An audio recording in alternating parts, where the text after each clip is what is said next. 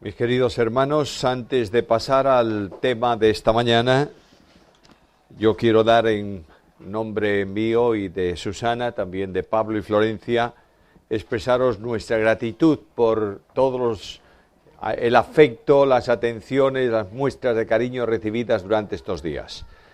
Decía el primer día a José que no estamos de visita, nos sentimos en casa, estamos viviendo lejos de aquí, a unos cuantos cientos de kilómetros de distancia, pero cuando venimos nos sentimos como en nuestra propia congregación.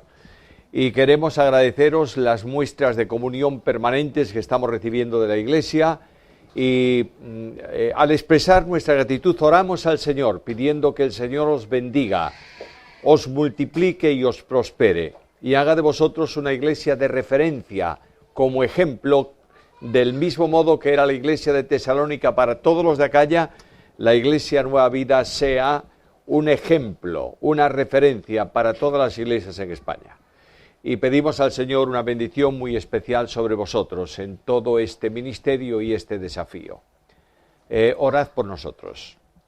Estamos en un momento un tanto especial, los años van pasando y tenemos que tomar decisiones directas en cuanto a nuestro ministerio y en cuanto a la iglesia.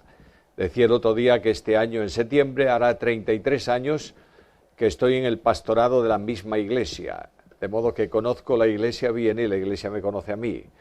Y eso es hora de comenzar a delegar, a sacar de encima cosas y no marcharme de la iglesia o marcharnos de la iglesia, eso no, pero sí estar desvinculados de muchas responsabilidades pastorales. Y oramos para que el Señor envíe otra persona que pueda seguir trabajando en la obra y orientando la congregación. Orad por todo esto.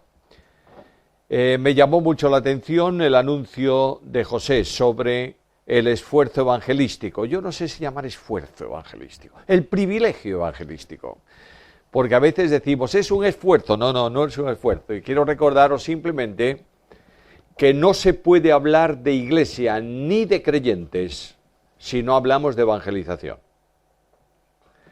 Porque la vida cristiana no es hablar de Cristo, es vivir a Cristo. Y cuando tú abres el Evangelio, no importa cuál, el Evangelio según Marcos, en el capítulo 1, leemos que después de la muerte de Juan, Jesús vino predicando el Evangelio. Por tanto, era un evangelista. Y en el capítulo 17 del Evangelio según Juan, cuando Cristo ora al Padre, dice, en el 17-18 de Juan, dice, como tú me enviaste, así yo los he enviado.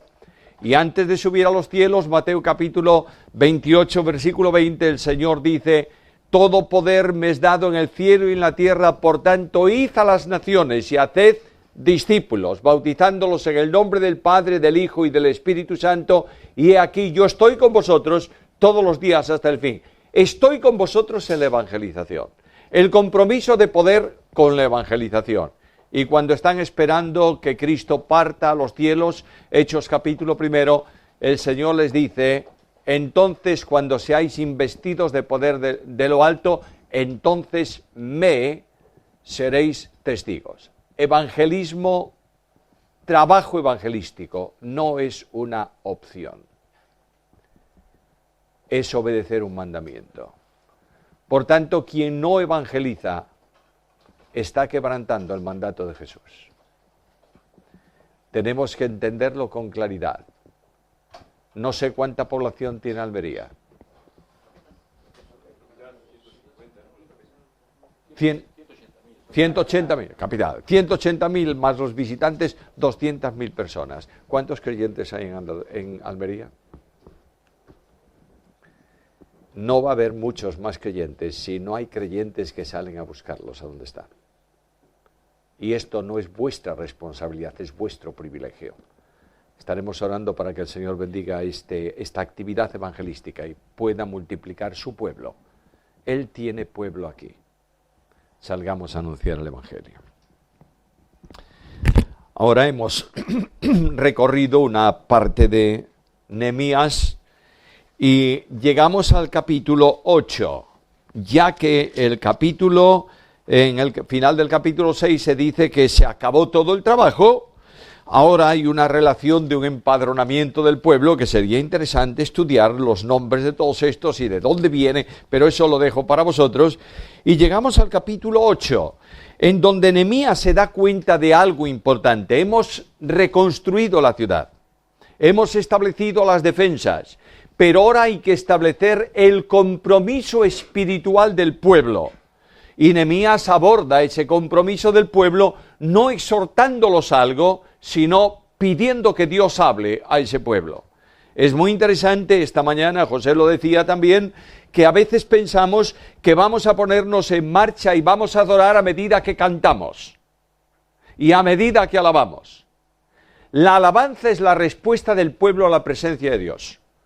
La alabanza es la respuesta del pueblo a la voz de Dios. Por tanto, el apóstol Pablo decía a Timoteo, no te olvides de la lectura no para él, de la lectura de la palabra de Dios en la iglesia, a fin de que la iglesia frente a la palabra de Dios responda a Dios. Estamos invirtiendo valores y acostumbrándonos a cuestiones, porque a veces pensamos que la alabanza va a hacernos sentir algo. No, señor. La alabanza que no nace del poder del Espíritu no hace sentir sino emociones. Y Dios no se satisface de emociones, se satisface de corazones comprometidos en su presencia. Capítulo 8. Se convoca una reunión. ¿Tenemos reuniones especiales? En mis tiempos éramos famosos por las reuniones especiales. Cada festivo, una reunión especial. En invierno, con mucho gusto, porque los locales se llenaban y estábamos calientes en el norte con el frío. Y en verano se reunían en cada día festivo una reunión dentro de la región. Significaba que todos íbamos a todas las reuniones. No había día de playa, no se podía jugar al fútbol, pero era un culto especial. Mirad, un solo culto especial. No era festivo, que sepamos, pero dice el capítulo 8, se juntó todo el pueblo como un solo hombre en la plaza que está delante de la puerta de las aguas, y dijeron a Esdras el escriba que trajese el libro de la ley de Moisés, la cual Jehová había dado a Israel. Se juntó todo el pueblo como un solo hombre. En el Nuevo Testamento se utiliza otra expresión, unánimes, sintiendo la misma cosa. De manera que la congregación de esta mañana no es una buena reunión porque es domingo y vienen todos. Pueden estar todos y el doble y no sentir lo mismo. Cuando el pueblo de Dios no siente lo mismo, la presencia de Dios no se manifiesta en medio del pueblo. Porque el Salmo dice, mirad cuán bueno y cuán delicioso, cuán agradable es habitar los hermanos juntos y en armonía. La armonía tiene que ver precisamente con un corazón que late al unísono del otro. Por tanto, aquí hay una reunión de un pueblo en plena comunión. Están gozosos porque vieron cómo Dios condujo el trabajo y los muros están reconstruidos, los enemigos se han frustrado y ahora vienen y dice Nehemías, venga el que debe enseñar. ¿Quién es? Esdras. Pero si el líder del pueblo es Nehemías, seguro que sí, pero a quien corresponde la misión de enseñar la palabra es al sacerdote, al levita Esdras. De modo que Esdras trae la ley. Y Esdras comienza la lectura, versículo 2, y el sacerdote Esdras trajo la ley delante de la congregación. ¿De quiénes? ¿Quiénes están reunidos allí? Hombres, mujeres y niños. ¿Cómo niños? Todos los que podían entender. Esta mañana se han mandado los niños hasta 10 años a su lugar. Bueno, pobrecitos. Un niño de 4 o 5 años aquí, con todo el sermón dicho con estas palabras y de esta forma, el pobrecito estaría sufriendo sentado en el banco. Sufriendo él y molestando al que tiene al lado. Está muy bien que le enseñen a su nivel. Pero lo que sí es cierto es que en la congregación estaban presentes los que eran capaces de comprender. Y una de las cosas que más me sorprende es cuántas veces la iglesia funciona con programas para mayores y se olvida de quién, de los niños. Y no podemos dejar de entender que el corazón de un niño es mucho más sensible y capaz de captar la voz de Dios que el corazón de una persona mayor. Trabajad con los niños y enseñadle a los niños ¿qué cosa? La palabra. Notad que hay una congregación que se reúne y de pronto se abre el libro, es el primer día del mes séptimo, versículo 3, se leyó el libro delante de la plaza que está delante de la puerta de las aguas. ¿Cuánto tiempo de lectura de la Biblia? Desde el alba hasta el mediodía. Más o menos, en el contexto histórico, desde las 6 de la mañana a las 12 de la mañana.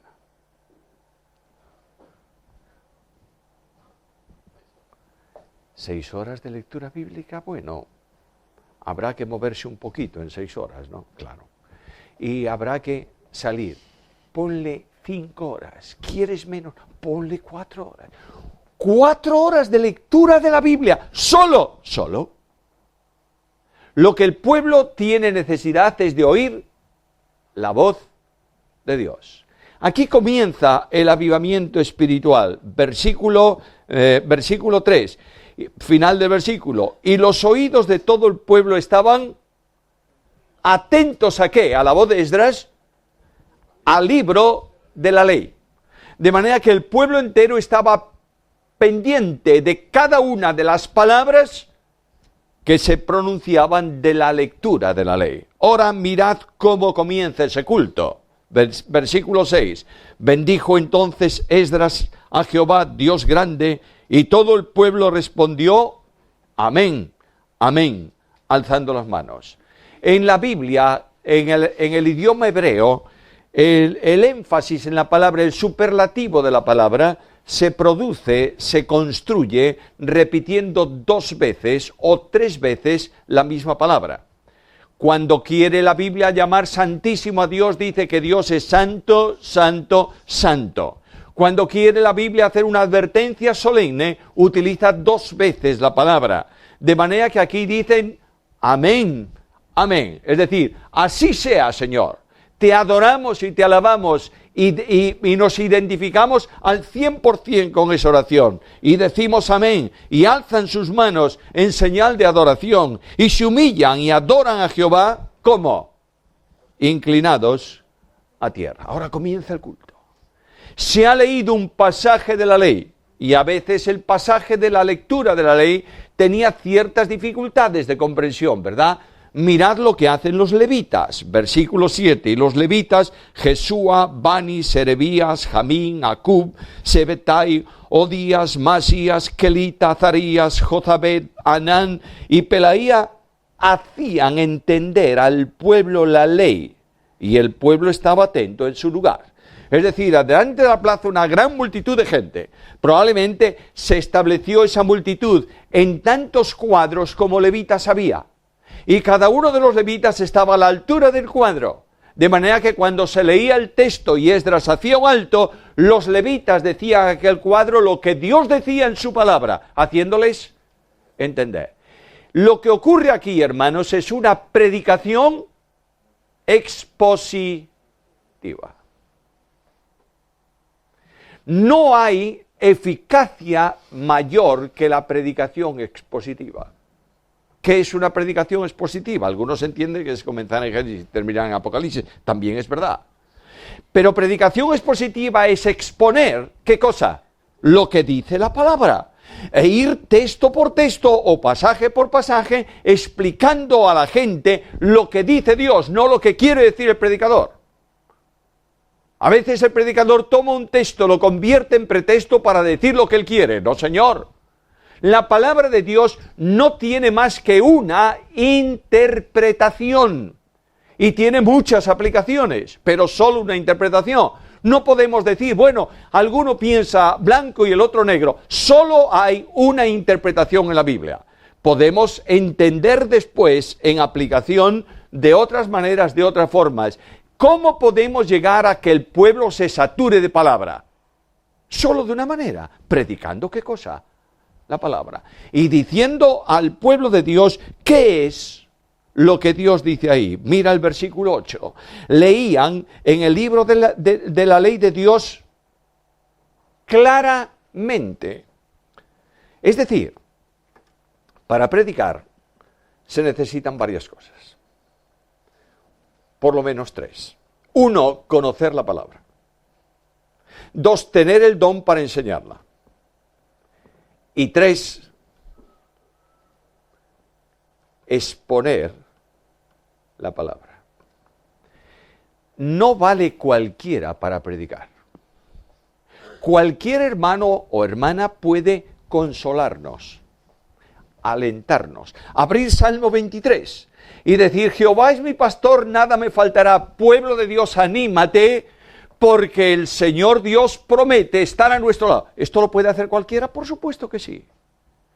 Pero lo que no puede hacer cualquiera es enseñar la palabra si no tiene el don para enseñarlo. Ahí delante tenéis un jardín verde. ¿Hay que segar la hierba de vez en cuando? Supongo que sí. ¿Puedo segar ese jardín con un cuchillo de cocina? Hombre, poder puedo.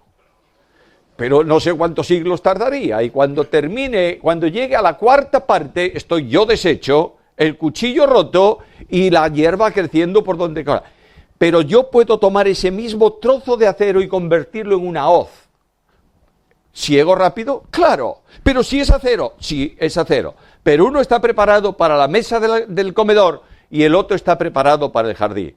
De manera que una persona, el Espíritu Santo de Dios, utiliza a las herramientas que somos nosotros de acuerdo con los dones que los capacita, que Él da y los capacita para el ministerio.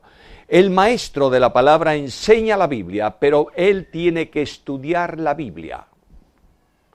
Y una de las cosas que ocurre en nuestro tiempo, lamentablemente, es que cuando tú pasas por un instituto bíblico y te dan el título no sé de qué, da lo mismo, cuando tú llegas con tu título a casa, si lo puedes colgar en la iglesia mejor todavía, tienes un título, eres lo que sea, no importa lo que, y tú te crees el dueño del universo. Por tanto, aquí en la iglesia no hay nadie que sepa lo que yo sé, y lo que tú tienes que saber es que no sabes nada.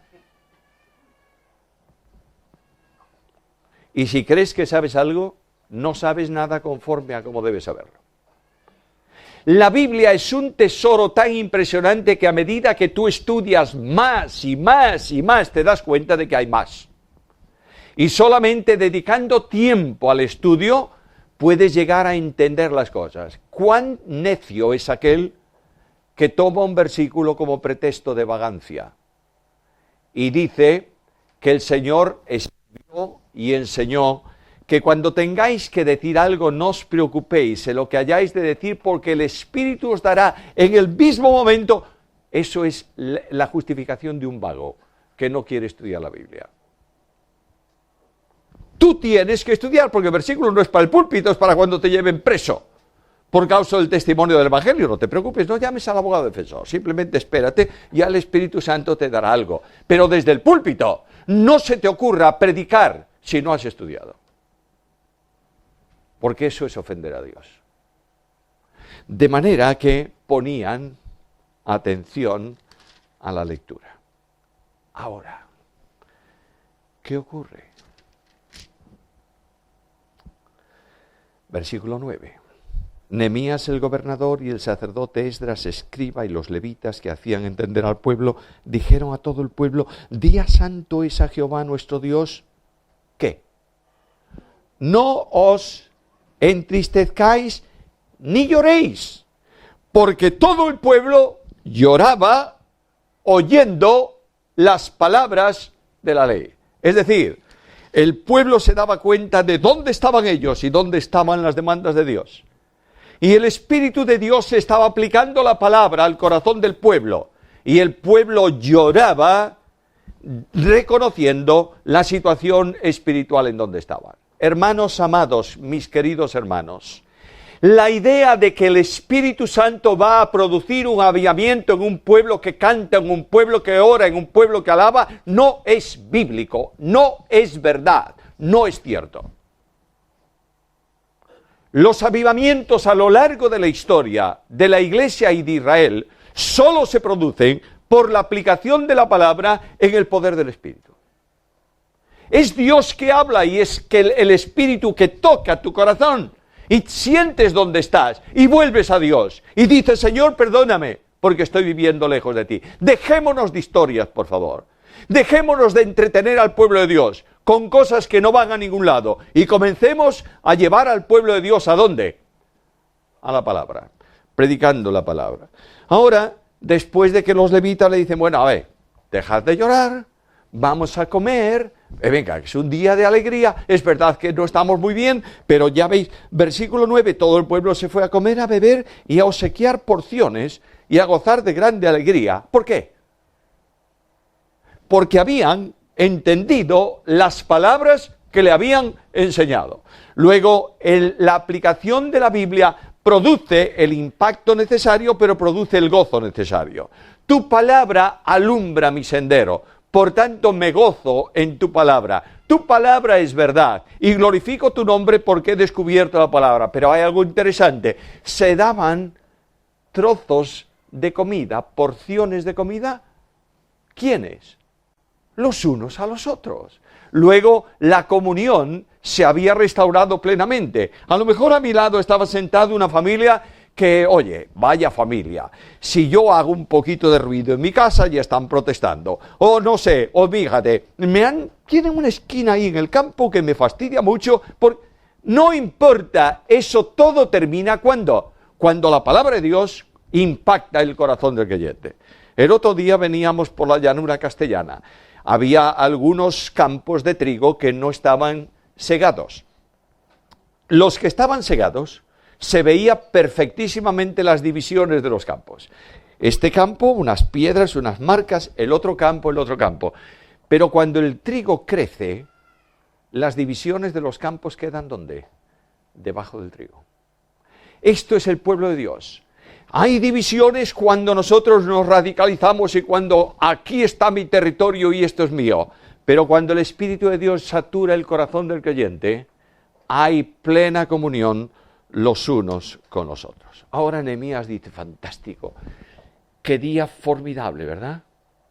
Bueno, repitámoslo. Porque no consiste en hacer algo especial con la palabra un día. Hay más, capítulo 9. En el 25 del mismo mes se reunieron los hijos de Israel, ¿cómo? En ayuno, en cilicio, en tierra sobre sí, y ya habían comenzado a actuar porque habían separado los matrimonios mixtos que había en aquel pueblo. Vamos, dejadme aclarar esto un poco. Dios no prohibió a Israel, al israelita, que se casara con una mujer que no era de Israel. Moisés se casó con ¿quién? ¿Cuál fue la primera esposa? Por tanto, no era israelita. Y la segunda esposa, aquella debió morir, me imagino, claro. Debió morir y se casó con otra que era cusita, posiblemente negra, de la tierra de Cus. Y eso le trajo un problema con su cuñada, que para qué, con su hermana. Es decir, la hermana no quería tal cosa, y ahí tenéis el gran lío. ¿Era israelita? No. Luego, ¿cómo entiendo eso? Dios prohíbe a Israel que se case con mujeres cananeas, con mujeres de los filisteos, de los cananeos, de los pueblos de Canaán. ¿Por qué? Porque Dios había establecido como anatema aquel pueblo. ¿A causa de qué? A causa de su pecado. Y Dios había determinado que aquellos pueblos tenían que ser sacados de la tierra, de la faz de la tierra, no por capricho de Dios, sino por responsabilidad penal por el pecado. Quemaban sus hijos al fuego, servían a los dioses. Y el problema de esos pueblos es que ellos conocían perfectísimamente quién era el Dios verdadero porque proceden del entorno de Abraham. Y Dios dice, se acabó. Se acabó. Y estos judíos se casan con gente de allí. Y el problema, primero, es que el niño habla siempre la lengua de su madre. No te olvides, estás cerquita de... Habla la lengua de su madre. Por tanto, dice la Escritura, que había, más adelante, que había algunos que como no hablaban hebreo, no podían leer ¿qué cosa? La palabra de Dios. Y no entendían. Y se habían apartado a lo que sus madres que procedían de esos pueblos le decían. Y la idolatría surgía nuevamente. ¿Os dais cuenta por qué Dios establece esto? Bueno, ya hay una limpieza. Es decir, la palabra de Dios dijo, eso no puede ser. ¿Y ellos qué dijeron? Pues no puede ser, no es. Y comienza la limpieza. ¿Os dais cuenta? La palabra de Dios está actuando en la vida del pueblo. Y no hay grandes movimientos, simplemente cada uno está limpiándose delante de Dios de aquello que no corresponde. Ahora, versículo 2. Ya se habían apartado de la descendencia de Israel todos los extranjeros y estando en pie confesaron sus pecados y la iniquidad de sus padres. Lo primero que va a hacer la Escritura aplicada por el Espíritu es redarguir. Y ahora la segunda cosa es corregir. Y aquí viene la confesión. Señor, confesamos que no estamos bien, que queremos volvernos a ti. Y comienza la reunión nuevamente, se levantan los levitas y comienza una nueva reunión y hay una oración larga, no vamos a entrar en toda ella, de reconocimiento. Primeramente el reconocimiento de lo que Dios hace en soberanía, versículo 7 del capítulo 9. Tú eres, oh Jehová, el Dios que escogiste. ¿Escogiste a quién? Bueno, ¿y qué razón había para que escogiera a Abraham? ¿Por qué? Es que era un hombre de fe. ¿Hombre de fe? Abraham, cuando fue escogido por Dios, era un idólatra como su padre. Dios escogió a Abraham porque quiso. No es justo. ¿Cómo va a escoger a Abraham? Bueno, porque es soberano. Y Pablo dice, ¿quién eres tú para decirle lo que hace? No te olvides que el Dios de la Biblia funciona con todos sus atributos. ¿Y uno de los atributos de Dios es el amor o no? ¿Y otro es la justicia? Por tanto, la elección de Dios es justa y amorosa. El hecho de que Dios haya escogido a Abraham no significa que haya condenado a su hermano o a su primo a condenación eterna. ¿Me está siguiendo? Simplemente ha determinado escoger a este hombre porque quiere. No digas tú a Dios nada. Esta mañana se nos recordó algo. Estamos en el nuevo pacto. Y cuando Pablo comienza a hablar de iglesia en Efesios capítulo 1, dice escogidos en Cristo desde antes de la fundación del mundo. Hay un himno estupendo que a veces, hace tiempo que no se canta, yo tengo que recuperarlos a la puerta. Los he anotado para cuando llegue a Vigo. Yo te busqué, Señor, mas descubrí, lo mencioné el otro día, que tú impulsabas mi alma en ese afán. Que no era yo quien te encontraba a ti, tú me buscaste a mí. Y hay otro himno que decía, se cantaba muchas veces en el culto de adoración, ¿por qué, Señor? Dime, ¿por qué tú me escogiste así? A mí, indigno pecador que tanto te ofendí. Tu gracia solo pudo ser, tu gracia y nada más. Ayúdame, Señor, a ser, agradecer el don de tu bondad. Tanto hace que se canta el himno que no. Dios nos ha escogido. No me importa tu posición en cuanto a elección, ni voy a entrar en eso. Puede ser de elección universal de todos en Cristo, puede ser de elección incondicional y personal, me da igual. Lo que sí tengo cierto es que la Biblia dice que somos un pueblo escogido. ¿Es así o no? Bien. Lo mismo que Abraham. Segundo, este pueblo que él escogió, lo sacaste de Ur de los Caldeos. Es decir, Dios llama a Abraham, escoge a Abraham, y un tiempo después llama a Abraham. Y le dice, Abraham, sal. Y Abraham sale. Qué fe Abraham, ¿verdad? ¡Qué tremendo! Fíjate tú, está viviendo en la capital de la cultura y del comercio de entonces, y Abraham oye que Dios le dice vente, y le dice ¿a dónde? Pues no lo sé, pero vente, y Abraham se va. No. La fe de Abraham es lógica. Quien da el secreto del por qué Abraham sale detrás del Señor es Esteban en la defensa de Hechos de los Apóstoles. Fíjate tú, ¿cómo entendemos este capítulo? Pues leyendo hasta Hechos. Y cuando llegamos a Hechos, Esteban dice, el Dios de la gloria se apareció a nuestro padre Abraham. Luego, si el Dios de la gloria se aparece, la gloria de Ur queda anulada por la gloria de Dios. De modo que cuando más adelante le dice a Abraham, vamos, Abraham, ¿qué dice? ¿Detrás de qué? De la gloria de Dios. Y ahí tienes la fe lógica de Abraham. Lo sacó. Ahora yo voy esta mañana y me doy cuenta de que lo que Dios hizo con Abraham lo hizo con nosotros. Escucha al apóstol Pablo, el cual nos ha librado del poder de las tinieblas y nos ha trasladado al reino de su amado Hijo. En Cristo nosotros somos santos porque somos santificados en Él. Dios llama a un pueblo aparte y lo saca de donde está y lo traslada ya en el tiempo presente a una nueva esfera de bendición. El apóstol Pedro dice que todo eso obedece a la soberanía admirable de Dios. Carta primera de Pedro, capítulo 1, versículo 2. Dice que Él nos escogió, según nos ha escogido en Él. Ay, ya se me van los versículos. El disco duro se está rayando. Ya está, ya lo tengo. Escogido según la presciencia de Dios Padre en santificación del Espíritu para obedecer y ser rociados con la sangre de Cristo. Todos los que estudiáis Biblia sabéis muy bien que en el texto griego no está el verbo obedecer.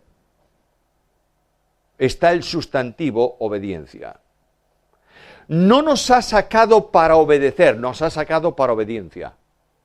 Es decir, de una esfera de desobediencia en donde no podíamos hacer otra cosa que desobedecer, nos traslada a una esfera de obediencia donde lo único que debemos hacer es obedecer. Por tanto, Dios nos escogió, Dios nos sacó de Ur de los Caldeos y Dios nos puso nombre. El nombre que tú y yo tenemos, ¿sabes cuál es? Mío eres tú. No importa cuál sea el nombre que tienes, Pepe o Juan o Antonio o no sé lo que, no importa tu nombre, ese es el nombre terrenal, te lo han puesto así, pero tu nombre está escrito en las manos de Dios. Y cuando Dios abre sus manos para bendecir al mundo, el primer nombre que encuentra es el tuyo. Por tanto, el Dios de la gloria, el Dios de la gracia, nos conoce por nombre, sabe que somos sus hijos. Hay un padre, los padres que tienen muchos hijos, se olvidan del nombre de sus hijos. En nuestra iglesia, hace poco tiempo, Dios nos ha dado una alegría, una bendición enorme y ha sido un testimonio impactante. Una pareja de nuestra iglesia, un matrimonio joven de nuestra iglesia, ha tenido trillizos, que son niñas trillizas. Esas trillizas, que además venían en una sola placenta, una sola bolsa, son fotocopias calcadas una de la otra. Pero es que no, es imposible distinguirlas. Te ponen dos juntos y ¿sabes en qué las distinguen los padres? Por los aretes. Ah, esta, a verlo, esta es esta. Bueno, con el tiempo supongo que llegarán a diferenciarlas a simple vista, ¿verdad? Siempre hay algún rasgo, pero yo jamás las diferenciaré. Pero sus padres saben quiénes son. Hay una marca. Y Dios ha puesto una marca en cada uno de nosotros. Nos ha dado un nombre que Él conoce. Esta es la seguridad de salvación. La seguridad de salvación está en esto. Conoce Dios a los que son suyos. Los conoce. El resto no. Conocer no tiene que ver con conocimiento intelectual, sino con relación vivencial. Hay muchos que conocen al Señor y le dicen, Señor, Señor, en tu nombre hicimos, etcétera, etcétera. ¿Qué dice Cristo? Nunca os conocí. Vosotros sí, pero yo no. Por tanto, nosotros somos un pueblo al que Dios ha puesto nombre. Ahora, algo más, que tenemos que reconocer delante de Dios. No solamente, Señor, gracias porque me escogiste, gracias porque me sacaste, gracias porque me has puesto nombre, gracias, versículo 8 al final, porque cumpliste tu palabra, porque tú eres justo. El apóstol Pablo dice que aunque nosotros seamos infieles, Él permanece fiel. Nuestras infidelidades no alteran la fidelidad de Dios. Y lo más sorprendente es que este Dios cumplió su palabra con nosotros.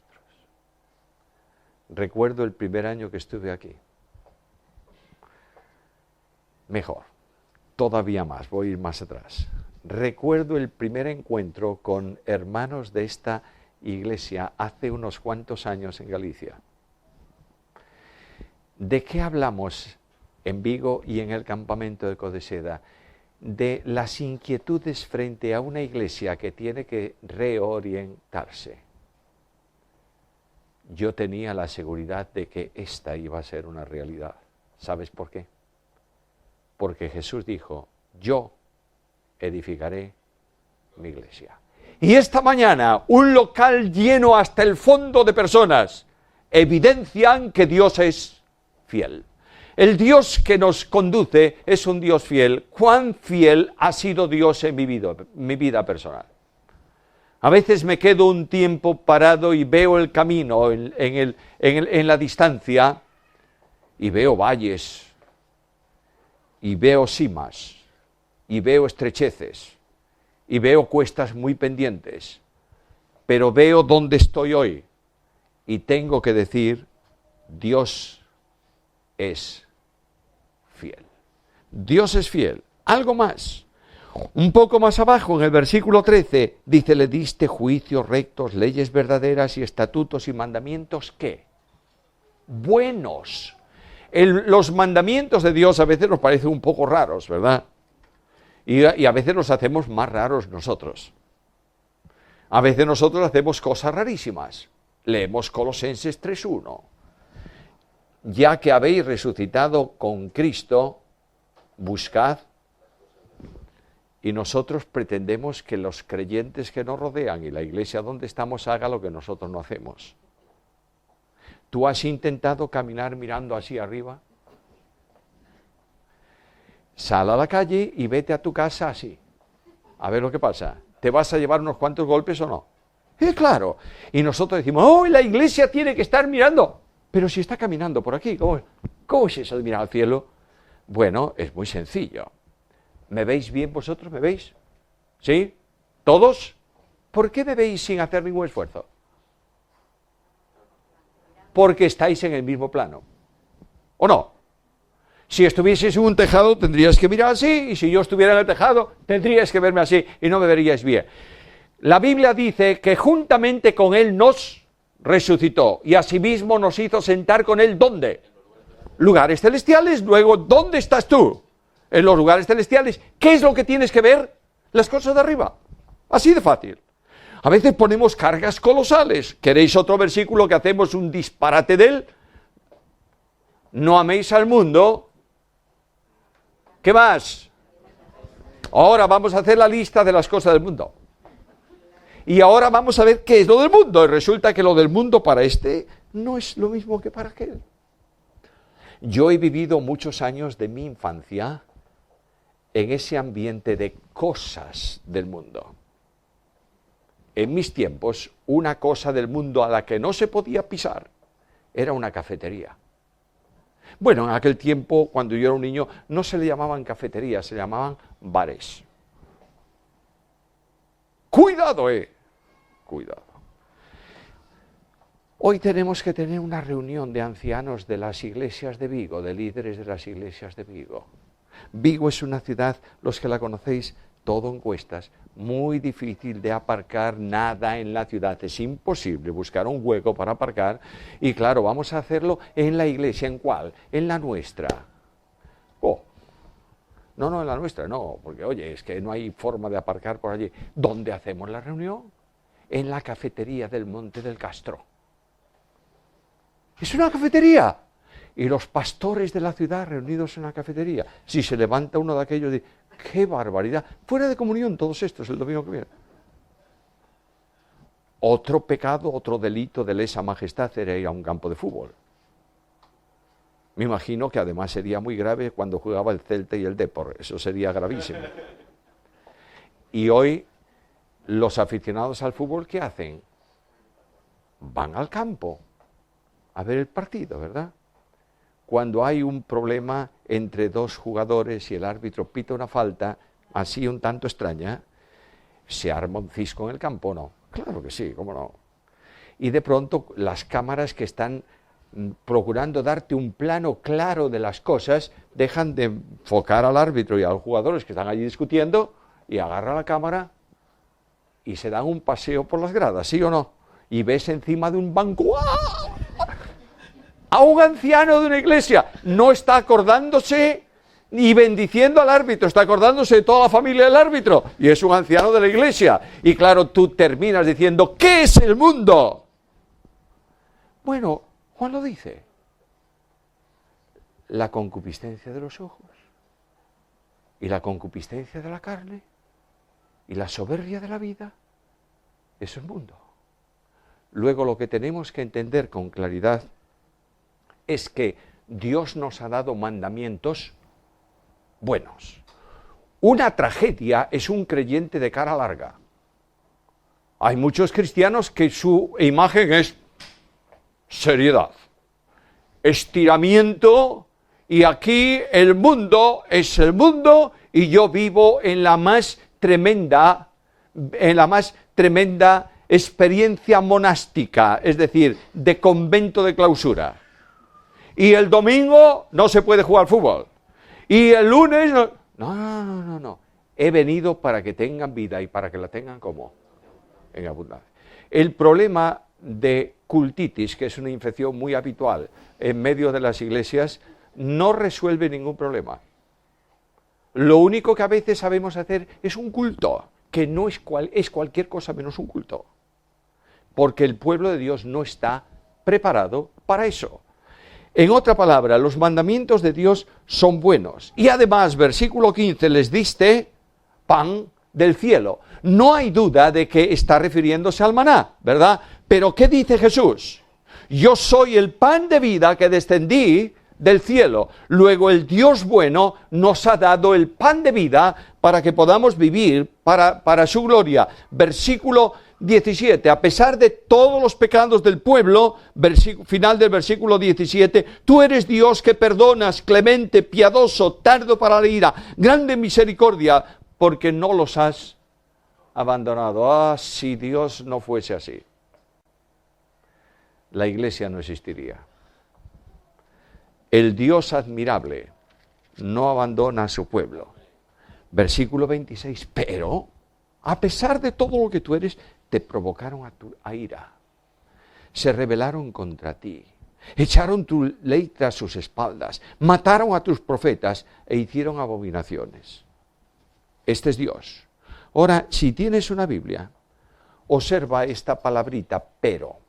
Cada vez que aparezca pero o empero, anótalo, porque son contrastes entre lo que hay y lo que sigue.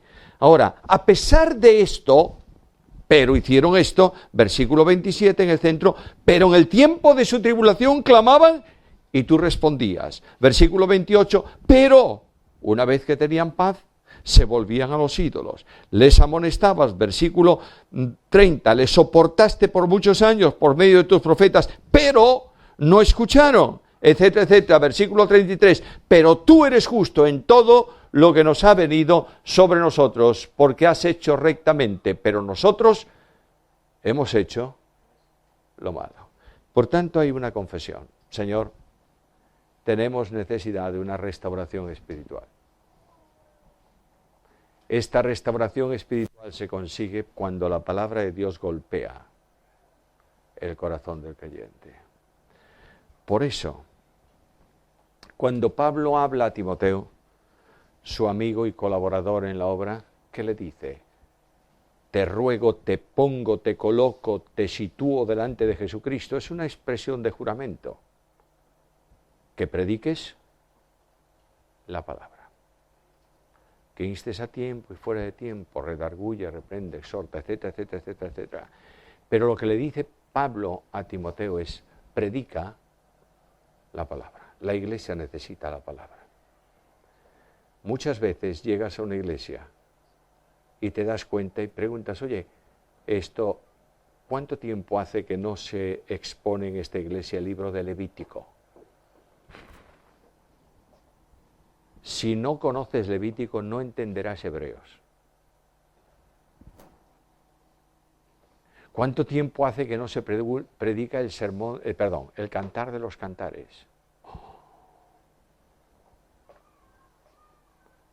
Y cuando quieres hablar de Sofonías y de Abdías y de Miqueas, da la impresión, como digo a veces, que son enfermedades más que libros de la Biblia. Esto, y la gente, y dices, Nahum 1, y ves que a alguien le toca de la... ¿Qué dijo? Nahum. Nahum. Índice. Y cuando encontró Nahum, que además, como no lo leyó nunca, está pegado a las hojas de la Biblia, cuando por fin descubre el capítulo 1, terminó la reunión. Es una barbaridad. Lo que estoy diciendo es una exageración, ¿verdad? No creas que es tanto. No creas. Recientemente recibí, anteayer o ayer, no recuerdo cuándo, una comunicación de las notas de Unión Bíblica. Hay tantos miles de notas almacenadas que ya no se sabe qué se va a hacer con ellas. Se han arrancado las cubiertas de notas bíblicas de hace años y se han puesto otras cubiertas para regalarlas. No porque la gente del pueblo de Dios sepa tanto de Biblia que ya no necesite la ayuda del comentario, simplemente porque no lee la Biblia, no hay otra cosa. Entonces ahora mismo se van a hacer en PDF, para que tú te las descargues de internet, si quieres, a fin de no aumentar. Las sociedades bíblicas internacionales están llenas de Biblias. Y el otro día me decía el delegado de sociedades bíblicas para toda Hispanoamérica, me decía, ¿sabes cuál es el problema? Que cada día aparece una nueva, no versión, edición. La Biblia del pastor, la Biblia del diácono y su mujer, la Biblia de la mujer y el diácono, la Biblia del joven bueno, la Biblia del joven... Entonces tenemos tantas que las Biblias no se compran. Si no se compra la Biblia, ¿qué ocurre? No se lee. La gran pregunta que yo te hago, y no quiero respuestas, es ¿cuánto tiempo dedicas tú en casa a leer la Biblia? Hay un programa en la iglesia para que todos los creyentes lean la Biblia en un año, lo hay. Le estás mandando a cada uno de los creyentes por mail o por WhatsApp o por no sé qué, cada semana diciendo, recuerda que las porciones de la lectura para esta semana son estas. No leemos la Biblia. Por tanto, no oímos a Dios, por tanto, no podemos tener un compromiso con Dios. Ahora, ¿el pueblo está en disposición de compromiso? Desde el capítulo 10 en adelante, el libro cambia. Hasta ahora todo fue caricias y gracia. Pero ahora Nehemías conoce muy bien lo que es el pueblo de Dios. Ebullición hoy y apatía mañana. ¿Es así el pueblo de Dios? Es así el pueblo de Dios, somos así. No somos de esta manera. De manera que Nehemías dice, ¿están ahora mismo entusiasmados? Bien, vamos a escribir. El apóstol Pablo lo dice de otra manera, hermanos, os ruego por la misericordia de Dios que presentéis. Yo sabe lo que diría, hermanos, yo te ruego que presentes tu corazón. Claro, todos somos muy dados a decirle al Señor, te amo, Señor, con el corazón. ¿Por qué? Porque nadie lo ve. Y tú quedas muy bien. Pero Pablo es muy sabio y dice el cuerpo. Que lo veamos todos. Santiago lo dice también de otra manera. Déjate de hablar de fe. Déjame ver lo que haces y yo voy a valorar si tienes fe o no. Yo no te voy a contar cuánta fe tengo. Mira lo que yo hago y valóralo tú. Presentar el cuerpo. ¿Sabéis aquella historia de aquel pastor que tenía un problema en la iglesia? Si tenía uno solo, menos mal. tenía un problema. Uno de los problemas que tenía era que la reunión de oración era la menos asistida. De modo que todos los domingos el pobre pastor, en el púlpito antes de su sermón, decía: hermanos, recuerden ustedes que el miércoles tenemos reunión de oración. Al salir, ¿qué tal? Hermano, ¿no te vi el miércoles? No, no pude estar, pero estaba en espíritu. El otro, de modo que un domingo el hombre sube al púlpito y dice: hermanos, quiero recordaros que el miércoles tenemos reunión de oración y quiero pedir a la iglesia que además del espíritu traigan por favor el cuerpo. Naturalmente. Aquí Nehemías dice: bueno, estos están dispuestos, ¿estáis dispuestos a servir al Señor? Venga, vamos a escribir. Primero, vamos a escribir algunas cosas. Versículo 29 del capítulo 10. Andarán en la ley de Dios. Segundo punto, guardarán y cumplirán los mandamientos, los decretos y los estatutos de Jehová nuestro Dios. Primero. Segundo, versículo 31, que si los pueblos de la tierra traen a vender mercaderías y comestibles en el día de reposo, nosotros no lo compraríamos y dejaríamos descansar la tierra y perdonaríamos las deudas. Bueno, ¿llega o no llega? Además, hay ofrendas. Versículo 32, contribuir cada año con la tercera parte de un ciclo para la obra de la casa de Dios. Versículo 34, echar suertes acerca de la ofrenda de la leña, porque el templo hay que cuidarlo y tiene que funcionar. Versículo 35, traeríamos a la casa de Jehová las primicias y las primicias de los árboles, asimismo de los primogénitos. Versículo 37, traeríamos las primicias de nuestras masas. Versículo 37, al final, el diezmo de nuestras tierras para los levitas, y que los levitas recibirían las décimas de nuestras labores en todas las ciudades. Aquí tenéis el progreso de un pueblo comprometido con Dios. Queremos amar tu ley, queremos amarte a ti, queremos obedecer, queremos ofrendar. No sé si se habla mucho de ofrendas en esta iglesia. No me preocupa, yo quiero hacerlo esta mañana. La ofrenda no es un problema que resolver, es un sacrificio que ofrecer. Cuando tú vas a la epístola del apóstol Pablo a los filipenses, en el capítulo final de esa carta, capítulo 4, versículo 18, dice así: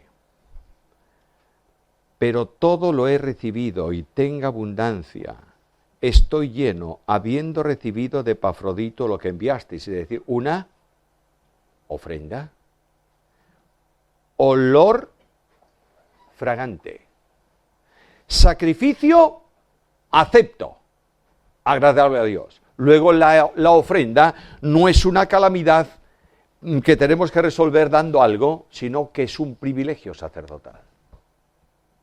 ¿El sacerdote ofrecía sacrificios o no?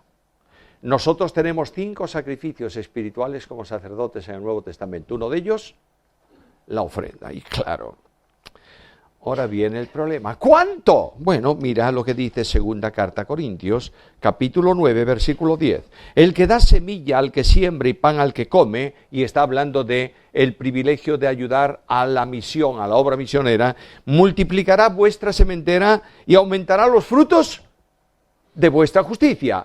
Es decir, si tú colocas en un tiesto una sola semilla, ¿cuántas plantas van a nacer? Una. Si quieres que nazca más, tendrás que poner más. Pero no estás ofrendando mucho para recibir tú mucho, ¿eh? Estás ofrendando mucho porque amas mucho. Aquella mujer que derrama el frasco de ungüento sobre Cristo o a los pies de Cristo, Cristo da la razón. ¿Por qué lo hace? Porque amó mucho. Si frente a la cruz de Cristo tú no estás dispuesto a dar al Señor de lo que tú tienes, no sabes lo que es la cruz. Cuando Cristo está en la cruz del Calvario, el apóstol habla de gracia. ¿La cruz es gracia? Sí. ¿Es entrega? Sí. ¿Y qué dice Pablo? Porque ya conocéis la gracia de nuestro Señor Jesucristo, que por amor de vosotros se hizo, siendo rico, para que vosotros, por su pobreza, fueseis. Ahora, cuando tú ves esto, se hizo pobre, ¿entiendes lo que significa? Cuando Cristo está en la tierra, ¿es el unigénito del Padre o no? Pues claro que sí. Y cuando Cristo está en la tierra, todo lo que Dios hizo, lo hizo por Cristo, en Cristo y para Cristo, ¿o no? Sí. ¿Luego Él es el dueño de todo? Sí. Si es el dueño de todo, porque además el Padre no tiene otro hijo que puede heredar, digamos así, la herencia es de Cristo, si es el dueño de todo y está en la tierra, ¿dónde está la pobreza de Jesús? Sí tiene todo. Algunos te dirán, mira, pero es que le dijo a los discípulos de Juan, el Hijo del Hombre no tiene dónde reclinar la cabeza. Y dijo también que las zorras tienen cuevas, las aves nidos, pero el Hijo del Hombre no. ¿Sabe lo que le dice? Mira, si venís a buscarme por las propiedades que tengo en la tierra, no tengo nada a mi nombre en el registro de la propiedad. Por tanto, no vengáis por esa vía. Cuando la Biblia habla de pobreza en relación con Dios, significa que Dios ha llegado al límite, no puede dar más. Tú vas por la calle, ahora al salir viene un pobre, y llevas en el bolsillo, y dices, solamente tengo 1 euro, y le das el euro. Y un poquito más arriba aparece otro pobre y te dice, ¿algo? ¿Y qué le dices? No tengo. Y sacas los forros del bolsillo y dices, que no tengo nada. El pobre te mira y dice, pues tengo más que tú, porque mira, esto es lo que me dieron esta mañana. Tú eres pobre, pobre de solemnidad. Dios no puede dar más porque ha dado a su Hijo. No hay más que dar. Y el Hijo no puede dar más porque ha dado su vida. Por tanto, en su pobreza, en el extremo, tú tienes la riqueza suprema. Ahora viene la ofrenda. Y Pablo dice que cada uno, según fue prosperado, así aparte para el Señor. Y siguen los creyentes diciéndote, ¿cuánto? ¿El diezmo? Y claro está, el diezmo será discutido por muchos. ¿Por qué? Porque no estamos bajo la ley, sino bajo la gracia. Y porque Jesús dijo, no sepa tu mano derecha lo que hace tu izquierda. Comencemos cumpliendo el último texto. Para que mi mano derecha no sepa lo que hace la izquierda, no doy ni con la derecha ni con la izquierda. Y he resuelto el primer problema. El segundo problema, el diezmo, que es de la ley. No, señor, ni hablar. Abraham dio diezmos de todo cuanto poseía a Melquisedec. ¿Había ley? Entonces, ¿cómo entiendo esto? Es que me estás volviendo loco. Bueno, te lo voy a explicar. Cuando Israel entra en Canaán, Dios le regala la tierra de Canaán, ¿sí o no? Sí, y la reparte por suertes, ¿verdad? De modo que tribu de Judá, tanto territorio. Y dentro de la tribu de Judá, a ver, ¿cuántas familias hay? Este pedazo para ti, este para ti. Tú eres el propietario de eso. El título yo te lo doy. Era mía, te la doy. Propiedad. Ahora Dios dice, ahora, de lo que tú siembras en tu propiedad, que es tuyo, el 10% me lo traes a mí. Porque con ese 10% voy a dar de comer al cuerpo sacerdotal y atender de la obra. Y el israelita iba y decía, bueno, ya lo cumplí. Para un poco. Y de las primicias una ofrenda. Y de vez en cuando, oye, acuérdate de mí y tráeme un sacrificio para el holocausto. Y ahora venimos al Nuevo Testamento. Y escucha bien. Los israelitas tenían una propiedad, pero tú no tienes nada y yo tampoco. Porque dice la Biblia que hemos sido comprados por precio. ¿No sabéis que no sois vuestros? Luego, todo cuanto tú tienes, Dios te ha hecho su criado administrador. y te ha entregado el sueldo del mes y te ha entregado el trabajo cotidiano. No para decirte ahora de lo que tú ganas, dame el diezmo, sino administra lo que es mío. Y dispón de eso como si yo lo hubiera hecho. De otra manera, la ofrenda siempre ha de superar el diezmo por una razón. ¿Sabes por qué? Porque tú tienes que decir al Señor, Señor, de lo que es tuyo, ¿cuánto quieres que te dé para tu obra? Cuando tú te limitas a ofrendar el diezmo, te estás quedando con el 90% que es del Señor. ¿Lo has entendido? De ahí que Pablo diga, conforme a lo que vosotros entendéis que habéis sido prosperados, así ofrendar. Bueno, no quiero que vayas a tu casa ahora y vendas el automóvil porque tienes una deuda de diezmo tremenda. Lo que quiero decirte es que los creyentes tenemos que ofrendar.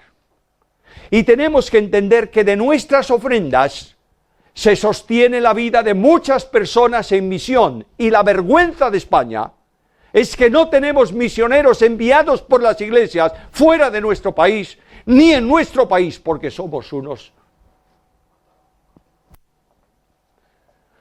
No califico. ¿Entiendes esto?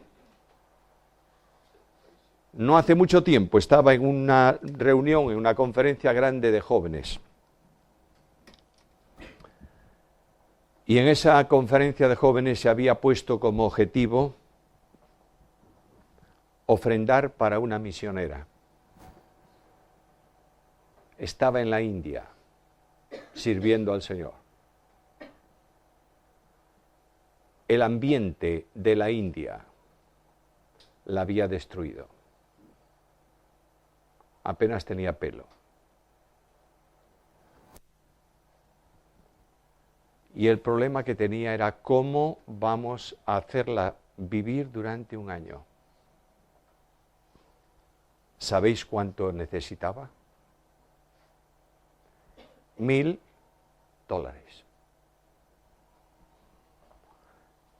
Y en esa reunión, Dios tocó el corazón de los jóvenes y se recaudó algo más de $1,000 para ella.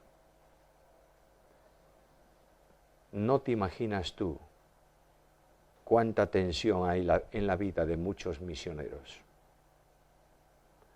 que se levantan por la mañana y dicen al Señor, Señor, confío que tú vas a traer lo que necesito para el día de hoy. No hace mucho tiempo, hace unos años, en nuestra iglesia se hizo una búsqueda de ropa para misioneros. Se iba a mandar a un país, a un lugar de Hispanoamérica. Y me dice uno de los que estaban poniendo la ropa en condiciones, doblándola, poniéndola en fundas, etc., me dice, mira, esta camisa, ¿qué hacemos con ella? Y yo vi aquella camisa y dije, ¿de quién es? ¿Quién trajo esto? ¿Tú lo sabes? Sí. ¿Quién? Bien, déjame aquí la camisa, la guardé en mi despacho. Domingo siguiente, después del culto, le dije, quiero enseñarte algo. ¿A dónde? Venga, a mi despacho. Y llegué al despacho, abrí, saqué la camisa, le dije, ¿esta camisa la trajiste tú? Sí. ¿Por qué? Porque ya no la uso, claro. ¿Cómo la vas a usar? Si tiene el cuello roto. Esta camisa la voy a usar yo para trapos de la basura en la iglesia. Ya ahora mismo la voy a romper. Y te voy a pedir algo si tienes honestidad espiritual. Vas a un comercio, compras una camisa y la traes para el misionero. El pueblo de Dios tiene que ofrendar.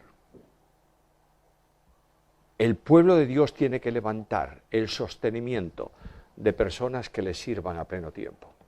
Decimos, hay pocas vocaciones, hay mucha miseria espiritual. Después de firmar esto, y ahora ya termino de verdad, perdonadme la extensión de la mañana, después de firmar esto se convierte en ley de medos y persas. ¿Sabías eso? Porque firman los líderes de las tribus, firman los sacerdotes, y está en presencia de ellos el gobernador que se llama Nehemías. Por tanto, esa firma es ley. Y los medo-persas no permitían que una ley dejase de cumplirse. Por eso el libro cambia.